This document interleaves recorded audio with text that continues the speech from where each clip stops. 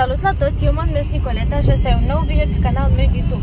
Și astăzi noi plecăm la aerodrom. Am primit gift card cadou, zbor cu avionul, jumătate de oră deasupra Moldovei. Asta a fost cadou de ziua mea. Să înțelegeți, practic a trecut un an, fiindcă peste 2 săptămâni e ziua mea.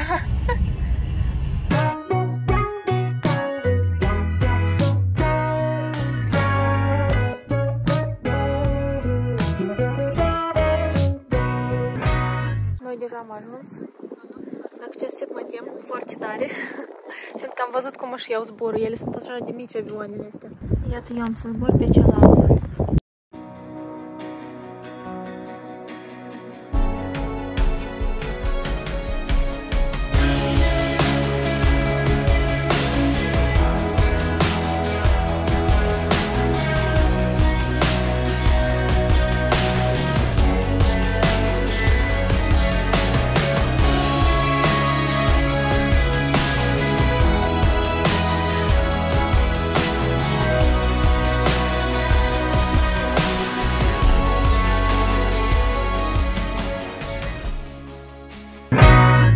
Pe scurt, gata, eu am zburat.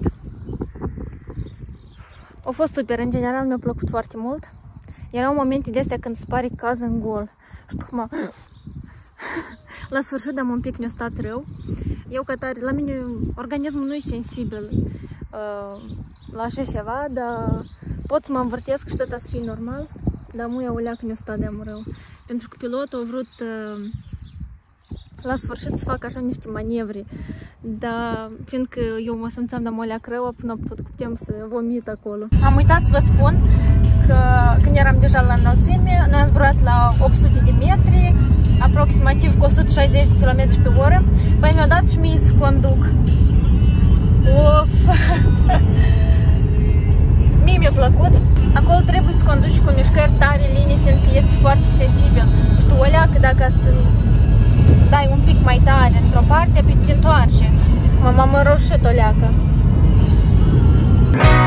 Și acum o să ducem la McDonald's, să mâncăm o leacă și acasă. Trebuie să vină astăzi o prietenă la mine. Noi am ajuns în McDonald's.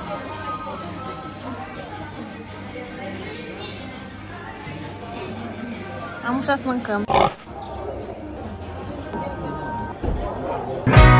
2 days later. Și iată cum am venit să aflăm notele de la vizionare de la sculptură. Ultima vizionare și prima, în principiu, la sculptură.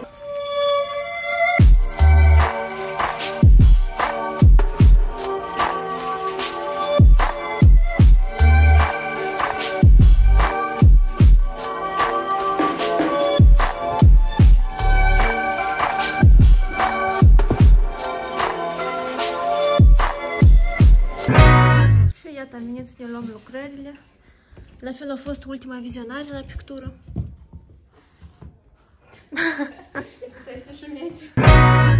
The next day. Am fost acum la poștă. Vreau să vedem ce mi-a venit.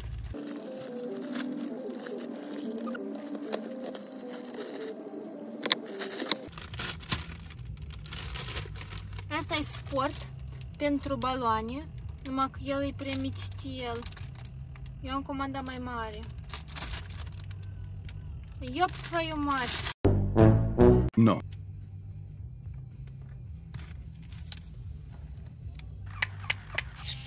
Да нет. Здесь да spre multe. Хотя да, eu iau stâcuri între dânsele. Какие-то. Mai pe scurt trebuie să mă duc acasă să o strâng să văd. Salut la toți! Astăzi este 4 mai. Eu deja am susținut toate examenele și mâine este ziua mea de naștere. Și iată acum trebuie să mă duc la cumpărături. Un pic nu reușesc, fiindcă ieri am avut ultimul examen și era destul de greu și alaltă e la fel. Foarte grele examenele, foarte mult m-am pregătit la dânsele și nici nu aveam timp să fac careva cumpărături din timp pentru ziua mea. Și iată, trebuie să mă încadrez astăzi să cumpăr tot. Am să mă strădui să filmez câte ceva și pentru voi. am să filmez la cumpărături, am să filmez pregătirile mele pentru ziua mea, am să mă strădui și de ziua mea ceva să filmez. Acum repede m-am machiat, mi-am aranjat părul așa cât de cât, m-am îmbrăcat și mă duc. Afară deja este destul de cald și pot să îmi permit să mă îmbrac așa un pic mai ușor. Oh my god! Deja este seara și am făcut toate Life could be a dream, life could be a dream. Do do do shaboom. Life could be a dream.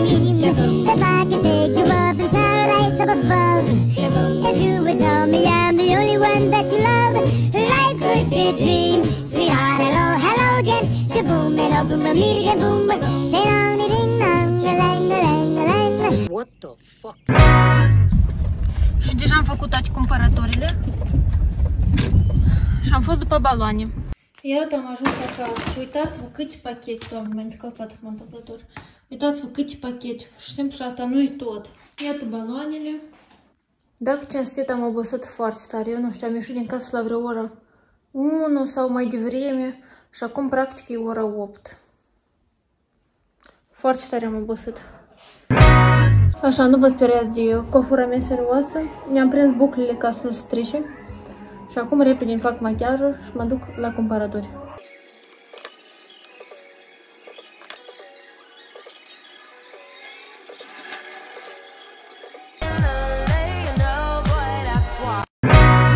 Eu deja sunt gata.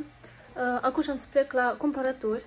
Și am vrut să spun, ieri, adică astăzi, pe la vreo 3 dimineața, mă sună curierul și îmi spune că are o livrare pentru mine și ca să-i deschid poarta.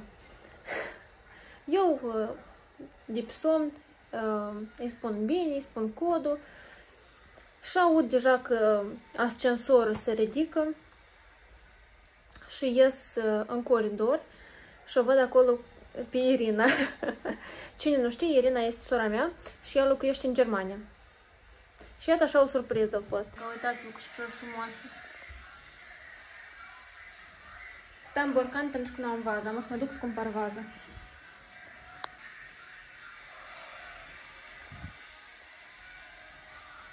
Am culcat practic dimineața, eram foarte obosită și astăzi m-am trezit cu greu, pe la vreo ora 10.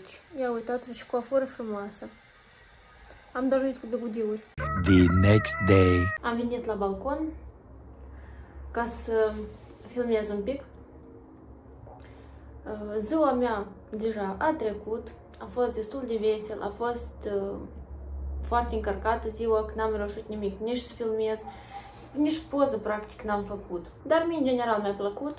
Acum cred că o să ne ducem undeva să mâncăm. Cred că o să ne ducem la plăcinte să mâncăm câte o zeamă. Și mai departe o să ne ducem la cumpărături. Afară timpul e foarte frumos săptămâna asta. E soare, e cald. Dă-ți vă arăți pe Bileașca. Bileaz! Ia, ce faci pe acolo? Eu mănânc flori.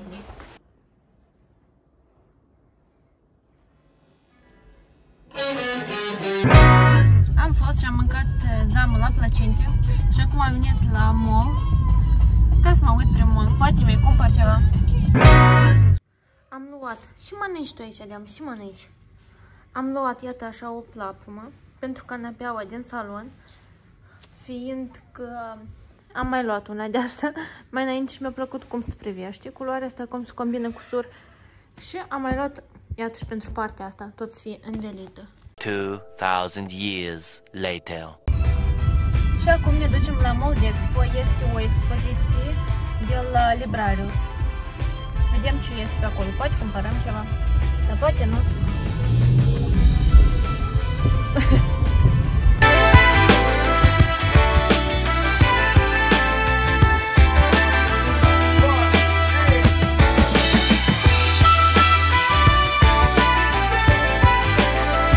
Mai pe scurt eu cartea asta. Domnișoară.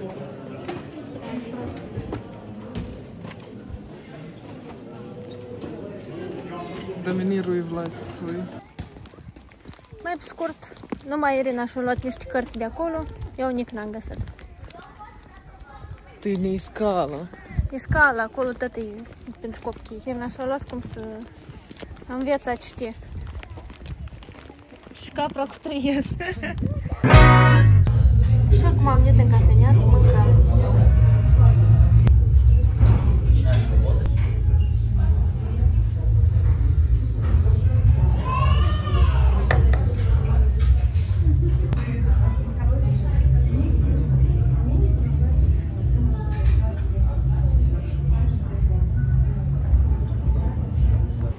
Și acum suntem în Atrium. Am cumpărat câte ceva de la My Skin. Deci am să vă arăt acasă ce am cumpărat.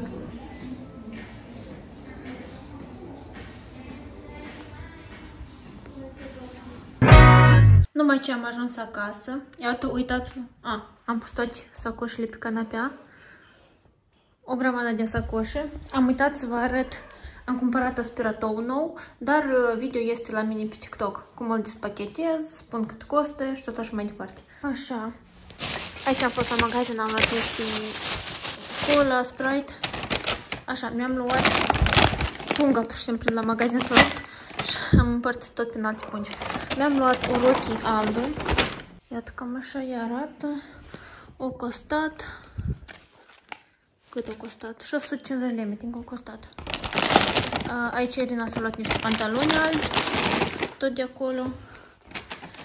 Asta tot e punga lui Irina. Așa, aici am luat un ulei de hidrofil, că meu s-a terminat. Vă arăt așa, pentru că nu am timp. Spumă. Și mască pentru curățarea porilor.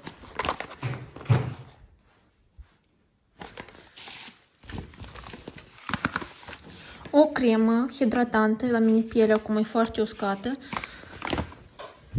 Și ce mai este? Și încă o spumă. Porpac Foam Cleanser. Așa, aici le-am uscărți. Și atât. A few moments later.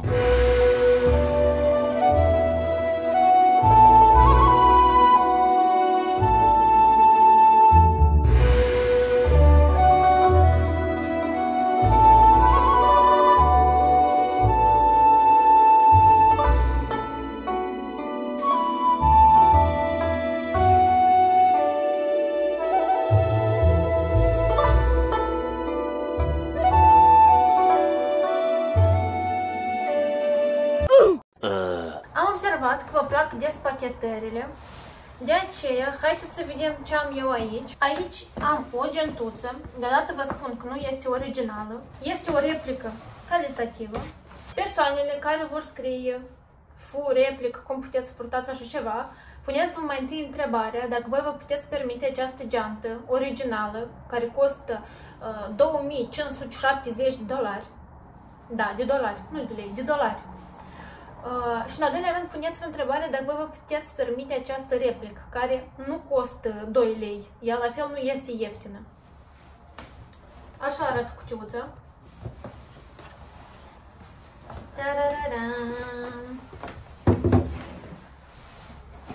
Așa, aici avem o husă. Geanta este în hus ca să păstreze mai bine.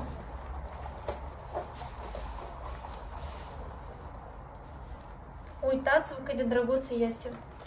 Vă arăt mai de aproape. Poftim, uitați-vă.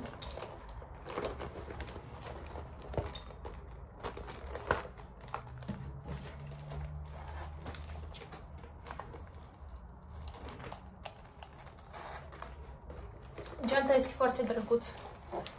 Eu am să vă las Instagram unde ne puteți să procurați. Această geantă costă 1280 de lei. Și asta a fost tot. S-a primit nu chiar lung acest vlog. Am nevoie de timp ca să mă deprind, ca să filmez mai mult, fiindcă eu permanent uit. Eu plec undeva, eu cumpăr ceva, eu uit asta să filmez pur și simplu. Mă strădui cumva să filmez cât mai mult. Mulțumesc pentru vizionare, sper că v-a plăcut și ne vedem într-un video nou. Пока! Потому что в самолете все зависит от винта.